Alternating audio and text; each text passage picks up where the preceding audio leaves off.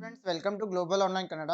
Friends, ಈ ಒಂದು ವಿಡಿಯೋದಲ್ಲಿ ನಾವು KSET 2024 paper 1 teaching and research aptitude preparation ಸಲುವಾಗಿ ರಿಸರ್ಚ್ ಆಪ್ಟಿಟ್ಯೂಡ್ ಅನ್ನು ಕುರಿತು 50 MCQಗಳನ್ನು ಡಿಸ್ಕಷನ್ ಮಾಡ್ತಾ ಇದ್ದೀವಿ. ನಿಮಗೆಲ್ಲ ಗೊತ್ತಿರುವ ಹಾಗೆ ಈ ಒಂದು ಯೂನಿಟ್ನಿಂದ ನಿಮಗೆ 5 ಪ್ರಶ್ನೆಗಳು ಬಂದೇ ಬರ್ತವೆ. 10 ಅಂಕಗಳನ್ನು ಈ ಒಂದು ಯೂನಿಟ್ ನಿಮಗೆ ತಂದು ಕೊಡ್ತಾ ಇದೆ. ಸೊ ಅದೇ ರೀತಿ ಫ್ರೆಂಡ್ಸ್, 1/11/2024 ನಾವು ಹೊಸ ರಿವಿಷನ್ ಕೋರ್ಸ್ ಅನ್ನು ಆರಂಭ ಮಾಡಿದ್ದೀವಿ. ಸೊ ಈ ಒಂದು ರಿವಿಷನ್ ಕೋರ್ಸ್ ಅನ್ನು ನೀವು ಜಾಯಿನ್ ಆಗಿದ್ದೇ ಆದಲ್ಲಿ ಪೇಪರ್ 1ಗೆ ಬೇಕಾದ ಕಂಪ್ಲೀಟ್ ರಿವಿಷನ್ ನಿಮಗೆ ಇಲ್ಲಿ ಸಾಧ್ಯ ಆಗ್ತಾ ಇದೆ. ಇದರಿಂದ ನೀವು ಹೆಚ್ಚಿನ ಅಂಕಗಳನ್ನ ಪೇಪರ್ 1 ಅಲ್ಲಿ ಗಳಿಸ್ತೀರಾ. ಸೊ ಈ ಒಂದು ರಿವಿಷನ್ ಕೋರ್ಸ್ ನಲ್ಲಿ ನಿಮಗೆ ಕಂಪ್ಲೀಟ್ ಥಿಯರಿ ಲೆಕ್ಚರ್ಸ್ ಗಳನ್ನ ರಿವೈಸ್ ಮಾಡಲಾಗುತ್ತೆ. ಸೊ ಕಂಪ್ಲೀಟ್ MCQ ಲೆಕ್ಚರ್ಸ್ ಗಳನ್ನ ಕೂಡ ರಿವೈಸ್ ಮಾಡಲಾಗುತ್ತೆ. MCQ ಲೆಕ್ಚರ್ಸ್ ಮತ್ತೆ ಎಲ್ಲಾ MCQ ಲೆಕ್ಚರ್ಸ್ ಗಳ PDF ಅನ್ನ ನಿಮಗೆ ನೀಡ್ತೀವಿ. ಥಿಯರಿ ಲೆಕ್ಚರ್ಸ್ ವಿಡಿಯೋಸ್ ಮತ್ತೆ PDF ಗಳನ್ನ ನೀಡ್ತೀವಿ. ಜೊತೆಗೆ 50 ಮಾಕ್ ಟೆಸ್ಟ್ ಗಳನ್ನ ನಿಮಗೆ ನೀಡಲಾಗುತ್ತೆ. ಡೈಲಿ ನೀವು 3 ಟೆಸ್ಟ್ ಗಳನ್ನ ಅಟೆಂಡ್ ಆದ್ರೂ ಕೂಡ ಇವನ್ನೆಲ್ಲ ಅಟೆಂಡ್ ಆಗಬಹುದು. ಜೊತೆಗೆ ಪ್ರೀವಿಯಸ್ ಇಯರ್ ಕ್ವಶನ್ ಪೇಪರ್ಸ್ ಗಳ PDF ಅನ್ನ ನೀಡ್ತಾ ಇದೀವಿ. ಮತ್ತೆ ಮಾಡೆಲ್ ಕ್ವಶನ್ ಪೇಪರ್ಸ್ ಗಳ ಒಂದು PDF ಅನ್ನ ನಿಮಗೆ ಕೊಡ್ತಾ ಇದ್ದೀವಿ. ಸೊ ಈ ಒಂದು ಕಂಪ್ಲೀಟ್ ಕೋರ್ಸ್ ಅನ್ನ ನೀವು ಫಾಲೋ ಅಪ್ ಮಾಡಿದ್ದೇ ಆದಲ್ಲಿ ಪೇಪರ್ 1ಗೆ ಬೇಕಾದ ಕಂಪ್ಲೀಟ್ ತಯಾರಿ ಇಲ್ಲಿ ನಿಮಗೆ ಸಾಧ್ಯ ಆಗ್ತಾ ಇದೆ. ಸೊ ಇದರಿಂದ ನೀವು ಪೇಪರ್ 1 ಅಲ್ಲಿ 75ಕ್ಕಿಂತ ಹೆಚ್ಚಿನ ಅಂಕಗಳನ್ನ ಗಳಿಸ್ತೀರಾ. ಇದರಿಂದ ಕೆಸೆಟ್ ಅನ್ನ ಕ್ವಾಲಿಫೈ ಆಗೇ ಆಗ್ತೀರಾ. ಸೊ ಈ ಒಂದು ಕೋರ್ಸ್ ಕೇವಲ 1500 ನಲ್ಲಿ ನಿಮಗೆ ಲಭ್ಯವಿದೆ. ಈ ಒಂದು ನಂಬರ್ಗೆ ವಾಟ್ಸ್ಆಪ್ ಮೆಸೇಜ್ ಅನ್ನ ಮಾಡಿ ಜಾಯಿನ್ ಆಗಬಹುದು, ಅಥವಾ ಈ ಗ್ಲೋಬಲ್ ಆನ್ಲೈನ್ ಆಪ್ ಅನ್ನ ಪ್ಲೇ ಸ್ಟೋರ್ ನಿಂದ ಡೌನ್ಲೋಡ್ ಮಾಡಿಕೊಂಡು ನೀವು ಜಾಯಿನ್ ಆಗಬಹುದು. ಸೊ ಅದೇ ರೀತಿ ಪೇಪರ್ 2 ಪ್ರಿಪರೇಷನ್ ಗಾಗಿ ನೋಟ್ಸ್ ಮತ್ತೆ MCQ ಸೆಟ್ ಅನ್ನ ಕೂಡ ಕೊಡ್ತಾ ಇದ್ದೀವಿ 1280 rupees ನಲ್ಲಿ. ಸೊ ಇದಕ್ಕೆ ನೀವು ಈ ಒಂದು ನಂಬರ್ಗೆ ವಾಟ್ಸ್ಆಪ್ ಮೆಸೇಜ್ ಅನ್ನ ಮಾಡಿ ಜಾಯಿನ್ ಆಗಬಹುದು. ಸೊ ಅದೇ ರೀತಿ ಫ್ರೆಂಡ್ಸ್, ಈ ಒಂದು ಕೋರ್ಸ್ಗೆ ನೀವು ಜಾಯಿನ್ ಆಗಲು ಗ್ಲೋಬಲ್ ಆನ್ಲೈನ್ ಆ್ಯಪ್ ಅನ್ನು ಪ್ಲೇಸ್ಟೋರ್ನಿಂದ ಡೌನ್ಲೋಡ್ ಮಾಡಿಕೊಳ್ಬೇಕು. ಇಲ್ಲಿ ನಿಮ್ಮ ಮೊಬೈಲ್ ನಂಬರ್ ಅಥವಾ ಇಮೇಲ್ ID ಮೂಲಕ ರಿಜಿಸ್ಟರ್ ಆಗಿ ಸ್ಟೋರ್ ಅಂತ ಇದೆ, ಇಲ್ಲಿ ಕೆಸೆಟ್ ಪೇಪರ್ 1 ಅಂತ ನೀವು ಸರ್ಚ್ ಮಾಡಿದ್ದೆ ಆದಲ್ಲಿ ಈ ಒಂದು ಕಂಪ್ಲೀಟ್ ಕೋರ್ಸ್ ಇಲ್ಲಿ ನಿಮಗೆ ಅವೈಲೇಬಲ್ ಆಗ್ತಾ ಇದೆ. ಸೊ ಇಲ್ಲಿ ಕೆಲವು ಮಟೀರಿಯಲ್ ಫ್ರೀ ಆಗಿ ಕೂಡ ಇರ್ತದೆ, ನೀವು ನೋಡಿಕೊಂಡು ಜಾಯಿನ್ ಆಗ್ಬೋದು. ಹೆಚ್ಚಿನ ಮಾಹಿತಿಗಾಗಿ ಗ್ಲೋಬಲ್ ಆನ್ಲೈನ್ ಕನ್ನಡ ಅಂತ ಟೆಲಿಗ್ರಾಮ್ ಗ್ರೂಪ್ ಕೂಡ ಇದೆ, ಜಾಯಿನ್ ಆಗ್ಬೋದು. Yes, let us move to the questions. Here the first question is, here some people have greater chance of being elected than the other members of the population it is. So ಇಲ್ಲಿ ಪ್ರಶ್ನೆ ಏನಿದೆ ಅಂತಂದ್ರೆ, ಇಡೀ ಜನಸಂಖ್ಯೆಯಿಂದ ಇಲ್ಲಿ sample ಅನ್ನ ಆಯ್ಕೆ ಮಾಡಬೇಕಾದ್ರೆ ಕೆಲವು ಜನರಿಗೆ ಹೆಚ್ಚಿನ ಅವಕಾಶ ಇದೆ. ಇದನ್ನ ಏನಂತ ಕರಿತೀವಿ? Some people are having more chance of being selected in the sample. So option A probability sampling, option B non probability sampling, option C quota sampling, option D none of the above. Yes, here the right answer is option B non probability sampling is right answer. ಸಂಭವನೀಯತೆ ಅಲ್ಲದ ಮಾದರಿ. So ಏಕೆಂದ್ರೆ in probability sampling each and every element of the population will be having an equal chance, but in non probability sampling so not everyone is having an equal chance. ಸಂಭವನೀಯತೆ ಮಾದರಿಯಲ್ಲಿ ಎಲ್ಲಾ ಜನರು ಸಮಾನವಾದ ಅವಕಾಶವನ್ನು ಹೊಂದಿರ್ತಾರೆ. ಉದಾಹರಣೆಗೆ ಲಾಟ್ರಿ ಮೆಥಡ್ ಆಗಿರಬಹುದು. But ಸಂಭವನೀಯತೆ ಅಲ್ಲದ ಮಾದರಿಯಲ್ಲಿ ಜನಸಂಖ್ಯೆಯಿಂದ ಮಾದರಿನ ಆಯ್ಕೆ ಮಾಡ್ಕೊಳ್ಬೇಕಾದ್ರೆ ಕೆಲವು ಜನರಿಗೆ ಹೆಚ್ಚಿನ ಅವಕಾಶ ಇರುತ್ತೆ. ಸೊ ಮೀನಿಂಗ್ ಅನ್ನ ಡಿಸ್ಕಸ್ ಮಾಡಿದ್ವಿ. Probability sampling method in which subject of population get an equal chance. So ಪ್ರತಿ ಜನಸಂಖ್ಯೆಯ ಪ್ರತಿಯೊಂದು ಅಂಶಕ್ಕೂ ಕೂಡ ಸಮಾನವಾದ ಆದ್ಯತೆಯನ್ನು ನೀಡಲಾಗುತ್ತೆ. ಬಟ್ ಇನ್ ನಾನ್ ಪ್ರೊಬ್ಯಾಬಿಲಿಟಿ ಈಗಲ್ಲ, ಕೆಲವು ಜನರಿಗೆ ಹೆಚ್ಚಿನ ಅವಕಾಶ ಇರುತ್ತೆ. So in the probability sampling it is also known as the random sampling. Non-probability sampling it is also known as the non-random sampling.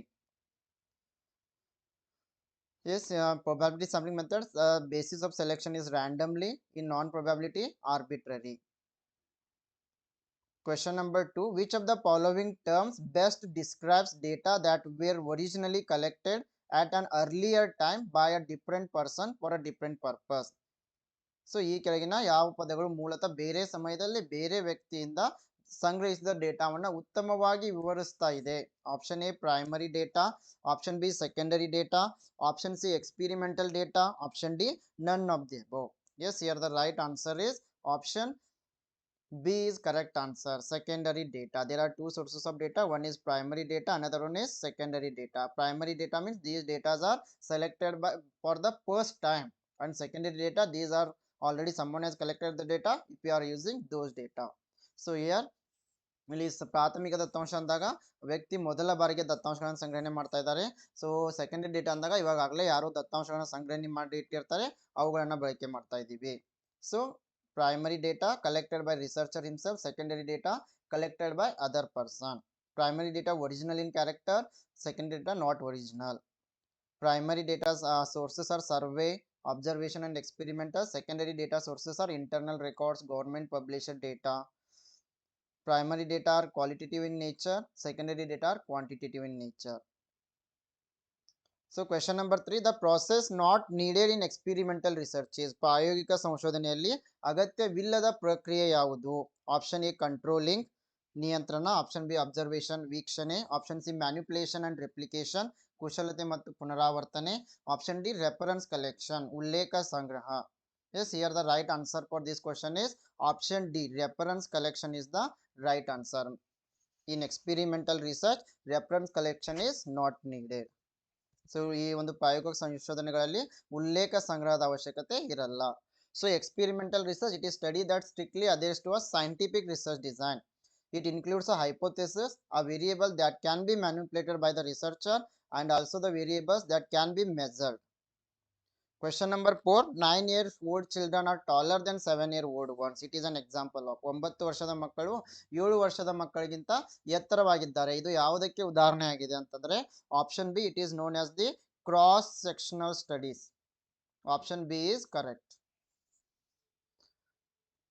So in cross sectional study, the investigator measures the outcome and the exposures in the study participants at the same time. The participants in a cross sectional study are just selected based on the inclusion and exclusion criteria set for the study. Question number 5, the core ingredients of dissertation are, ಪ್ರಬಂಧದ ಪ್ರಮುಖ ಅಂಶಗಳು ಯಾವುವು? 4 options are given. The right answer is option D. Introduction, literature review, research methods, results, discussion and conclusion. ಪರಿಚಯ, ಸಾಹಿತ್ಯ ವಿಮರ್ಶೆ, ಸಂಶೋಧನಾ ವಿಧಾನ, ಫಲಿತಾಂಶ, ಚರ್ಚೆ ಮತ್ತು ತೀರ್ಮಾನ.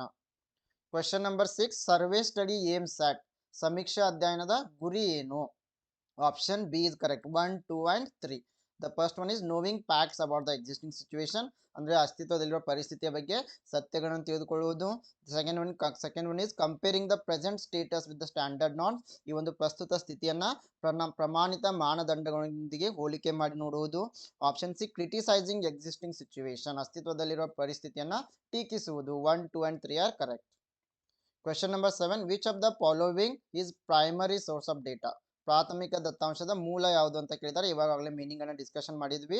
Official records, government documents, information preserved by social religious organisations, then personal records, letters, diaries, autobiographies, oral testimony of traditions and custom. All these are sources of primary data. ಇವೆಲ್ಲವೂ ಕೂಡ ಏನಾಗಿವೆ? ಪ್ರಾಥಮಿಕ ದತ್ತಾಂಶದ ಮೂಲಗಳಾಗಿವೆ. So question number 8, in stratified sampling the units are selected. So ಶ್ರೇಣೀಕೃತ ಮಾದರಿಯಲ್ಲಿ ಘಟಕಗಳನ್ನ ಯಾವ ರೀತಿ ಆಯ್ಕೆ ಮಾಡಲಾಗುತ್ತೆ? 4 options are given here. The right answer is option A.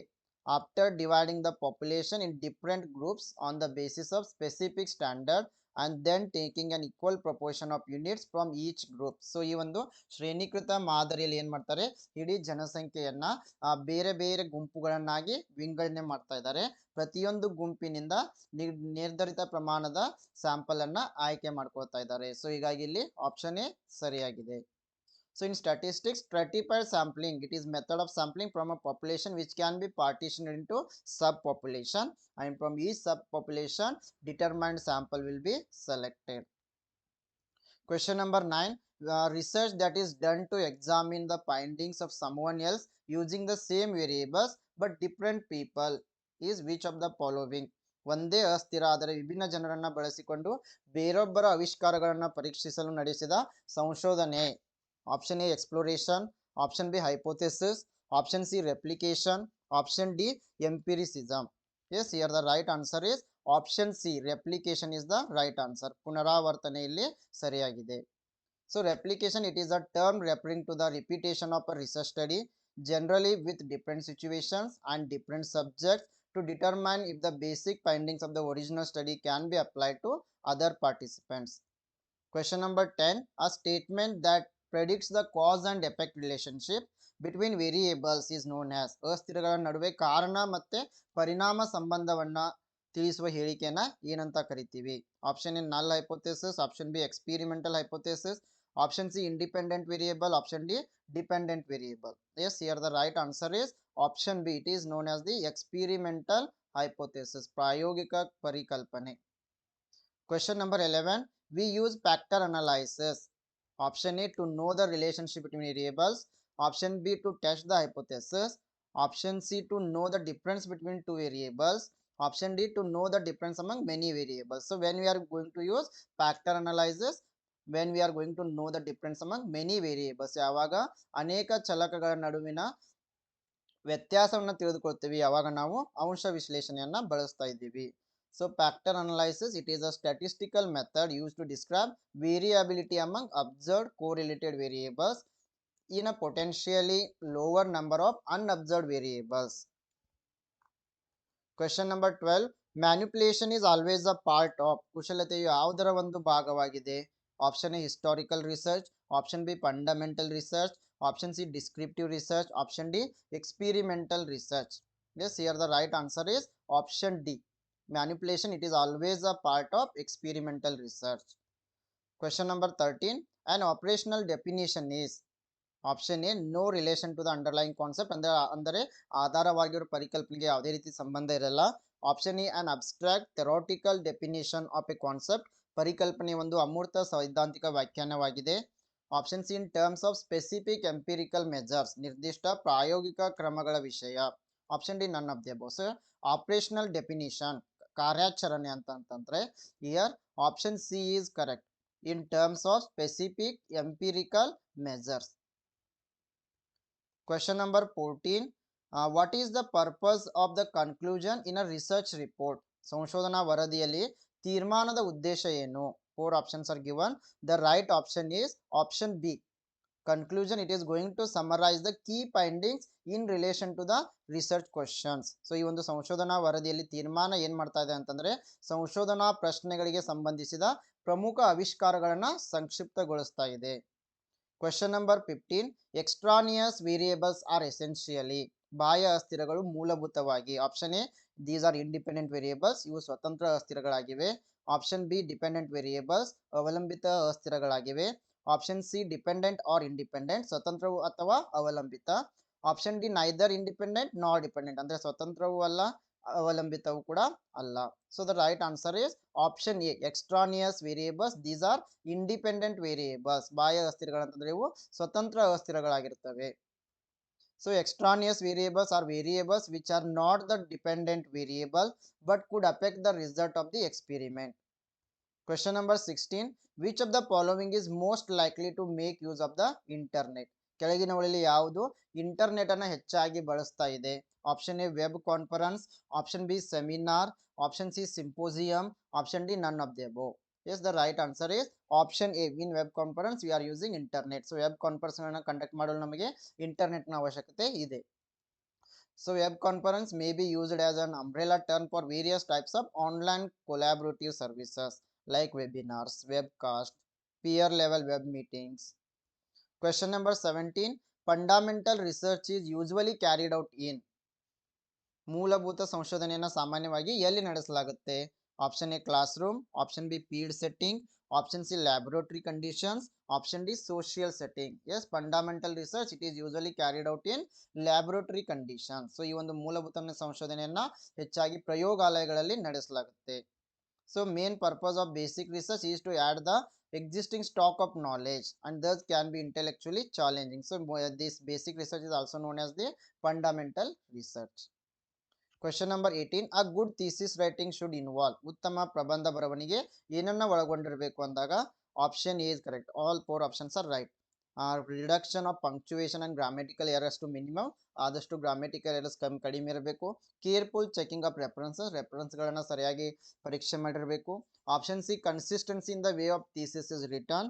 Option A, clear well written abstract ಅನ್ನ ಸರಿಯಾಗಿ ಕ್ಲಿಯರ್ ಆಗಿ ಬರೆದಿರಬೇಕು. Question number 19. Which scientific method is a top down or confirmatory approach? So ಯಾವ ವೈಜ್ಞಾನಿಕ ವಿಧಾನವನ್ನ ಟಾಪ್ ಡೌನ್ ಅಥವಾ confirmatory approach ಅಂತ ಕರಿತಾ ಇದ್ದೀವಿ? Deductive method, inductive method, hypothesis method or pattern method? The right answer is option A, deductive method. So deductive method, it is also known as the top down or general to specific approach. So here we start from a theory and try to prove it whether it is right or wrong. Question number 20. In sampling, the lottery method is used for. ಮಾದರಿಯಲ್ಲಿ lottery ವಿಧಾನವನ್ನ ಯಾವಾಗ ಬಳಸ್ತಾ ಇದ್ದೀವಿ? Option A, interpretation. Option B, theorization. Option C, conceptualization. Option D, randomization. Yes, here the right answer is option D, randomization, ಯಾದೃಚ್ಛೀಕರಣ. Question number 21, which scale is the simplest form of measurement?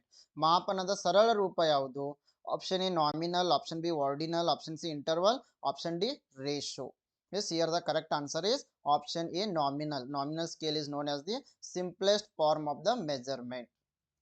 So nominal scale, it is also termed as classificatory scale. A variable being measured on a nominal scale may have one, two, or more subcategories depending upon the extent of variation. Question number 22. Which of the following includes examples of quantitative variables? ಈ ಕೆಳಗಿನವುಗಳಲ್ಲಿ ಯಾವುದು ಪರಿಮಾಣಾತ್ಮಕ ಅಸ್ಥಿರಗಳ ಉದಾಹರಣೆಗಳನ್ನ ಒಳಗೊಂಡಿದೆ ಅಂದಾಗ ಪರಿಮಾಣಾತ್ಮಕ, it means quantitative means we can measure in the numbers. So here age, temperature, income, height we can measure in numbers. Grade point, average, anxiety level, reading performance we can measure in numbers. So option D is right, both A and B. Gender, religion, ethnic group we cannot measure in the numbers. Question number 23.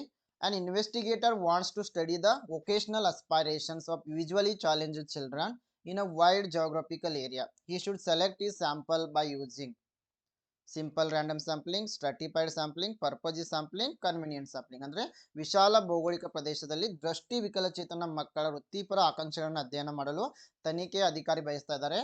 ಅವರು ಯಾವ ಮಾದರಿಯನ್ನ ಆಯ್ಕೆ ಮಾಡಬೇಕು ಅಂದಾಗ so option B stratified sampling is correct. ಶ್ರೇಣೀಕೃತ ಮಾದರಿಯಲ್ಲಿ ಉತ್ತಮವಾಗಿದೆ. So stratified sampling, here researcher is going to divide the population into separate groups called strata or group. Then probability sampling will be used to take sample from the each group. So ಇಲ್ಲಿ entire population ಅಂದ ಅಲ್ಲ ಬೇರೆ ಬೇರೆ ಗುಂಪುಗಳನ್ನಾಗಿ ವಿಂಗಡಣೆ ಮಾಡಲಾಗುತ್ತೆ. ನಂತರ random ಆಗಿ ಪ್ರತಿಯೊಂದು ಗುಂಪಿನಿಂದ ಜನರನ್ನ ಆಯ್ಕೆ ಮಾಡಲಾಗುತ್ತೆ. Question number 24. It is important that academics produce research that can be widely used and valued by academic community around the world. This is termed as research impact, citation impact, ethics impact, none of the above. ಪ್ರಪಂಚದಾದ್ಯಂತ ಶೈಕ್ಷಣಿಕ ಸಮುದಾಯವು ವ್ಯಾಪಕವಾಗಿ ಬಳಸಬಹುದಾದ ಮತ್ತು ಮೌಲ್ಯಯುತವಾದ ಸಂಶೋಧನೆಗಳನ್ನು ಶಿಕ್ಷಣ ತಜ್ಞರು ಉತ್ಪಾದಿಸುವುದು ಮುಖ್ಯವಾಗಿದೆ. ಇದನ್ನ ಏನಂತ ಕರೆಯಲಾಗುತ್ತೆ ಅಂದ್ರೆ ಆಪ್ಷನ್ ಬಿ ಸೈಟೇಷನ್ ಇಂಪ್ಯಾಕ್ಟ್, ಉಲ್ಲೇಖದ ಪರಿಣಾಮ. Question number 25. Which of the following is most appropriate to impart training for SPSS, a software package used for statistical analysis? Seminar, conference, workshop, paper. ಸಂಖ್ಯಾಶಾಸ್ತ್ರೀಯ ವಿಶ್ಲೇಷಣೆಗಾಗಿ ಬಳಸಲಾಗುವ ಸಾಫ್ಟ್ವೇರ್ ಪ್ಯಾಕೇಜ್ SPSS ಗೆ ತರಬೇತಿ ನೀಡಲು ಯಾವುದು ಹೆಚ್ಚು ಸೂಕ್ತವಾಗಿದೆ ಅಂತಂದಾಗ ವರ್ಕ್ಶಾಪ್, ಏಕೆಂದ್ರೆ ನಾವಿಲ್ಲಿ ತರಬೇತಿಯನ್ನು ನೀಡ್ತಾ ಇದ್ದೀವಿ, ಕಾರ್ಯಾಗಾರದಿಂದ ಇದು ಉತ್ತಮವಾಗುತ್ತೆ. So SPSS it is a statistical software package used for interactive statistical analysis. It was acquired by IBM in 2009. Question number 26. The format of the thesis writing is the same as in option C, a research dissertation. ಪ್ರಬಂಧದ ಬರವಣಿಗೆಯ ಸ್ವರೂಪ ಸಂಶೋಧನಾ ಪ್ರಬಂಧದಂತೆ ಒಂದೇ ಆಗಿರುತ್ತದೆ. Question number 27. Here some people have greater chance of being elected than other members in the population. It is known as the non probability sampling. So ಈ ಒಂದು ಮಾದರಿಯಲ್ಲಿ ಏನಾಗುತ್ತೆ, ಜನಸಂಖ್ಯೆಯಲ್ಲಿನ ಕೆಲವು ಜನರು ಮಾದರಿಯಲ್ಲಿ ಆಯ್ಕೆಯಾಗುವ ಹೆಚ್ಚಿನ ಅವಕಾಶವನ್ನು ಹೊಂದಿರ್ತಾರೆ. ಇದಕ್ಕೆ ಸಂಭವನೀಯತೆ ಅಲ್ಲದ ಮಾದರಿ ಅಂತ ಹೇಳ್ತೀವಿ. Question number 28. The act of publishing the same data and results in more than one journal or publication refers to which of the following professional issues? ಒಂದೇ ಡೇಟಾ ಮತ್ತು ಫಲಿತಾಂಶಗಳನ್ನು ಒಂದಕ್ಕಿಂತ ಹೆಚ್ಚು ಜರ್ನಲ್ ಅಥವಾ ಪ್ರಕಟಣೆಯಲ್ಲಿ ಪ್ರಕಟಿಸುವ ಕಾರ್ಯವು ಈ ಕೆಳಗಿನ ಯಾವ ವೃತ್ತಿಪರ ಸಮಸ್ಯೆಗಳನ್ನ ಸೂಚಿಸ್ತಾ ಇದೆ ಅಂತಂದ್ರೆ ಆಪ್ಷನ್ ಬಿ ಡ್ಯೂಪ್ಲಿಕೇಟ್ ಪಬ್ಲಿಕೇಶನ್, ನಕಲಿ ಪ್ರಕಟಣೆ. Question number 29. Research can be conducted by a person who, ಯಾವ ವ್ಯಕ್ತಿ ಸಂಶೋಧನೆಯನ್ನ ನಡೆಸಬಹುದು? Option A has studied research methodology, ಸಂಶೋಧನಾ ವಿಧಾನವನ್ನು ಅಧ್ಯಯನ ಮಾಡಿದವರು. Option B holds a post graduate degree, ಸ್ನಾತಕೋತ್ತರ ಪದವಿ ಪಡೆದವರು. Option C possess thinking and reasoning ability, ಚಿಂತನೆ ಮತ್ತೆ ತಾರ್ಕಿಕ ಸಾಮರ್ಥ್ಯ ಹೊಂದಿದವರು. Option D who is hard worker, ಕಠಿಣ ಕೆಲಸಗಾರ. The right answer is option C, we can say possess thinking and reasoning ability, ಚಿಂತನೆ ಮತ್ತು ತಾರ್ಕಿಕ ಸಾಮರ್ಥ್ಯ ಹೊಂದಿದವರು. ಸೊ ಇಲ್ಲಿ ನಾವು ಆಪ್ಷನ್ ಎ ಕೂಡ ತೆಗೆದುಕೊಳ್ಳಬಹುದು, he has studied research methodology. ಆದರೆ ಅತಿ ಉತ್ತಮವಾದ ಉತ್ತರ ಅಂತಂದ್ರೆ ಆಪ್ಷನ್ ಸಿ ಅಂತ ಹೇಳ್ಬೋದು. Question number 30, what do you consider as the main aim of interdisciplinary research? ಅಂತರ್ ಶಿಕ್ಷಣ ಸಂಶೋಧನೆಯ ಮುಖ್ಯ ಗುರಿ ಏನು ಅಂದಾಗ option A, to bring out holistic approach to research, ಸಂಶೋಧನೆಗೆ ಸಮಗ್ರ ವಿಧಾನವನ್ನ ತರುವುದು. Question number 31, which scientific method is a top down or confirmatory approach? So question repeat ಆಗಿದೆ. ಸೊ ಇಲ್ಲಿ option A, deductive method is known as the top down approach or confirmatory approach. So deductive approach, we are going to start from a theory and try to prove it is right with the help of available information. It moves from general to specific. Question number 32, research that is done to understand an event from the past is known as. ಹಿಂದೆ ನಡೆದ ಘಟನೆಯನ್ನು ಅರ್ಥ ಮಾಡಿಕೊಂಡು ಸಂಶೋಧನೆಯನ್ನ ಮಾಡೋದಕ್ಕೆ ಏನಂತ ಕರಿತೀವಿ? Option A, experimental research, ಪ್ರಾಯೋಗಿಕ ಸಂಶೋಧನೆ. ಆಪ್ಷನ್ ಬಿ, ಹಿಸ್ಟಾರಿಕಲ್ ರಿಸರ್ಚ್, ಐತಿಹಾಸಿಕ ಸಂಶೋಧನೆ. ಆಪ್ಷನ್ ಸಿ, ರೆಪ್ಲಿಕೇಶನ್, ಪುನರಾವರ್ತನೆ. Option D, archival research. The right answer is option B, historical research. So in historical research ಹಿಂದೆ ನಡೆದ ಘಟನೆಗಳನ್ನು ನಾವು ಅಧ್ಯಯನ ಮಾಡ್ತಾ ಇದೀವಿ. Question number 33, which of the following is not a characteristic of research? ಕೆಳಗಿನವುಗಳಲ್ಲಿ ಯಾವುದು ಸಂಶೋಧನೆಯ ಲಕ್ಷಣ ಆಗಿಲ್ಲ? ಸೊ ರಿಸರ್ಚ್ ಇಸ್ ಸಿಸ್ಟಮ್ಯಾಟಿಕ್, ಸಂಶೋಧನೆ ಒಂದು ವ್ಯವಸ್ಥಿತವಾಗಿದೆ, ಇದು ಸರಿಯಾಗಿದೆ. Research is not a process ಅಂತ ಹೇಳ್ತಾ ಇದ್ದಾರೆ. Research it is a process, ಸಂಶೋಧನೆ ಒಂದು ಪ್ರಕ್ರಿಯೆ ಆಗಿದೆ. ಸೊ ಹೀಗಾಗಿ option B is correct here. Question number 34, cluster sampling is used when? ಯಾವಾಗ ಕ್ಲಸ್ಟರ್ ಸ್ಯಾಂಪ್ಲಿಂಗ್ ಅನ್ನ ಬಳಸ್ತಾ ಇದ್ದೀವಿ? Option A, population is scattered and sample size is to be kept large. Option B, population is heterogeneous. Option C, long surveys needed. Option D, both A and C. The right answer is option D is correct. So population is scattered and sample size is to be kept large and long surveys needed. In this case we use cluster sampling. Question number 35, when a research problem is related to heterogeneous population, the most suitable method is?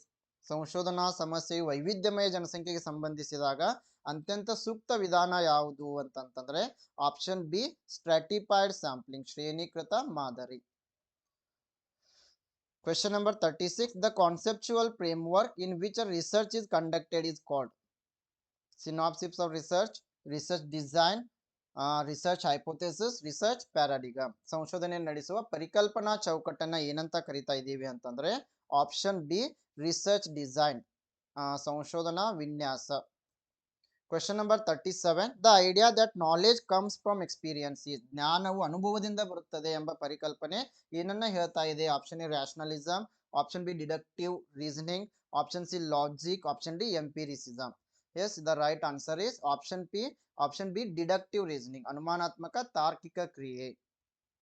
Question number 38, action research, ಕ್ರಿಯಾ ಸಂಶೋಧನೆಯು? Option A, applied research. Option B, a research carried out to solve immediate problems. Option C, longitudinal research. Option D, simulative research. Yes, here the right answer is option B is correct. Action research, it is a research carried out to solve immediate problems. ತಕ್ಷಣದ ಸಮಸ್ಯೆಗಳನ್ನು ಪರಿಹರಿಸಲು ನಡೆಸಿದ ಸಂಶೋಧನೆಯಾಗಿದೆ. So action research is a philosophy and methodology of research generally applied in the social science.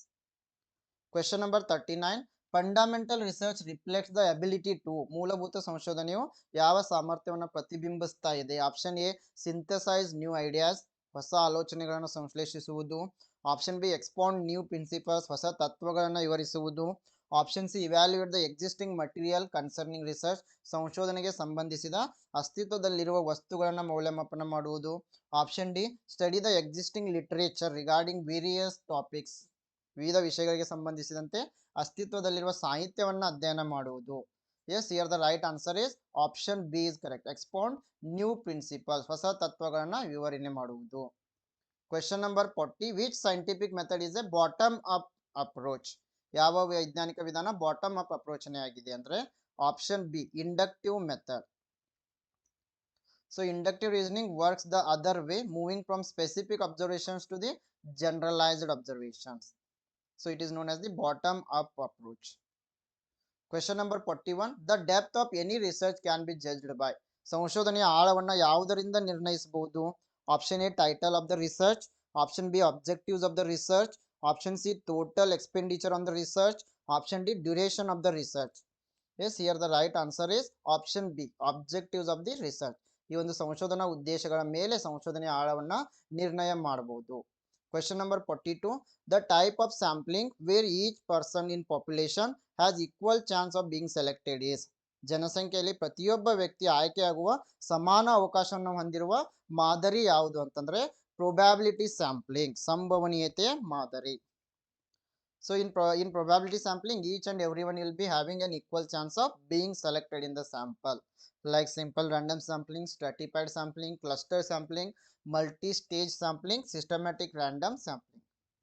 Question number 43. A null hypothesis is ಶೂನ್ಯ ಸಿದ್ಧಾಂತ ಅಂತಂದ್ರೆ option A is correct when there is no difference between variables. ಯಾವಾಗ ಅಸ್ಥಿರಗಳ ನಡುವೆ ವ್ಯತ್ಯಾಸ ಇರಲ್ಲ ಅದನ್ನ ನಾವು ನಲ್ ಹೈಪೋಥೆಸಿಸ್ ಅಂತೀವಿ.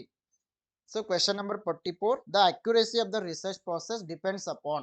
ಸಂಶೋಧನಾ ಪ್ರಕ್ರಿಯೆ ನಿಖರತೆ ಯಾವುದನ್ನ ಅವಲಂಬಿಸಿರುತ್ತೆ ಅಂತಂದ್ರೆ option D all of the above. Unbiased attitude of researcher, ಸಂಶೋಧಕರ ಪಕ್ಷಪಾತವಿಲ್ಲದ ವರ್ತನೆ. ದ ಸ್ಯಾಂಪಲ್ ಸೈಜ್, ಮಾದರಿಯ ಗಾತ್ರ. Option the research method adapted, ಸಂಶೋಧನಾ ವಿಧಾನ. ಎಲ್ಲದರ ಮೇಲೂ ಕೂಡ ಸಂಶೋಧನಾ ಪ್ರಕ್ರಿಯೆ ನಿಖರತೆ ಅವಲಂಬಿಸಿರುತ್ತೆ. Question number 45. Good research questions are. ಉತ್ತಮ ಸಂಶೋಧನಾ ಪ್ರಶ್ನೆಗಳು ಸೊ ಯಾವಾಗಲೂ ಕೂಡ feasible, clear, significant and ethical. Option B is correct. Question number 46. An educated guess about what is controlling some behavior is called. Option B ಆ hypothesis. ಕೆಲವು ನಡವಳಿಕೆಯನ್ನು ನಿಯಂತ್ರಿಸುವ ಬಗ್ಗೆ ವಿದ್ಯಾವಂತ ವ್ಯಕ್ತಿಗಳ ಒಂದು ಊಹೆಗೆ ಏನಂತ ಕರಿತಾ ಇದ್ದೀವಿ? ಹೈಪೋಥೆಸಿಸ್, ಕಲ್ಪನೆ. Question number 47. The best quality of A researcher is. ಸಂಶೋಧಕರ ಉತ್ತಮ ಗುಣ ಮೇಲಿನ ಎಲ್ಲವೂ ಕೂಡ ಕುತೂಹಲ ಆಗಿರ್ಬೋದು, ಸಕ್ರಿಯ ಕಲ್ಪನೆ, ಸಾಮರ್ಥ್ಯ ಎಲ್ಲವೂ ಕೂಡ ಉತ್ತಮ ಸಂಶೋಧಕರ ಗುಣಗಳಾಗಿವೆ. Curiosity, active imagination and ability, these are the qualities of researcher. Question number 48. Which of the following periodical is specifically meant for publishing research work. ಸಂಶೋಧನಾ ಕಾರ್ಯಗಳನ್ನು ಪ್ರಕಟಿಸಲು ಈ ಕೆಳಗಿನ ಯಾವ ನಿಯತಕಾಲಿಕವನ್ನು ನಿರ್ದಿಷ್ಟವಾಗಿ ಉದ್ದೇಶಿಸಲಾಗಿದೆ? Option C journals. Question number 49. Sampling is advantageous as it. Option D is correct. Both A and C helps in capital saving and saves time. So ಈ ಸ್ಯಾಂಪ್ಲಿಂಗ್ ನಿಂದ ಬಂಡವಾಳ ಉಳಿತಾಯ ಆಗ್ತಾ ಇದೆ ಮತ್ತೆ ಸಮಯ ಕೂಡ ಉಳಿತಾ ಇದೆ. Yes, last question. Concepts in research which cannot be given operational definition are known as hypothetical concepts. ಕಾರ್ಯಾಚರಣಾ ವ್ಯಾಖ್ಯಾನವನ್ನು ನೀಡಲಾಗದ ಸಂಶೋಧನೆಯಲ್ಲಿನ ಪರಿಕಲ್ಪನೆಗಳನ್ನು ನಾವು ಕಾಲ್ಪನಿಕ ಪರಿಕಲ್ಪನೆ ಅಂತ ಹೇಳ್ತೀವಿ. Okay, this is about today's session. Case for KSET 2024 paper 1 we have started a revision course. Here we provide theory classes, MCQ lectures, mock tests, PYQs, then model question papers. The entire course we can finish in 15 days and this cost only 1500 rupees. You can download global online app or you can send a message to this WhatsApp number. For paper 2 preparation we are providing notes and MCQ set at only 1280. So you can download global online app and join. For more information you can join our telegram group Global Online Kannada. Yes, I wish all the best to all. Thank you.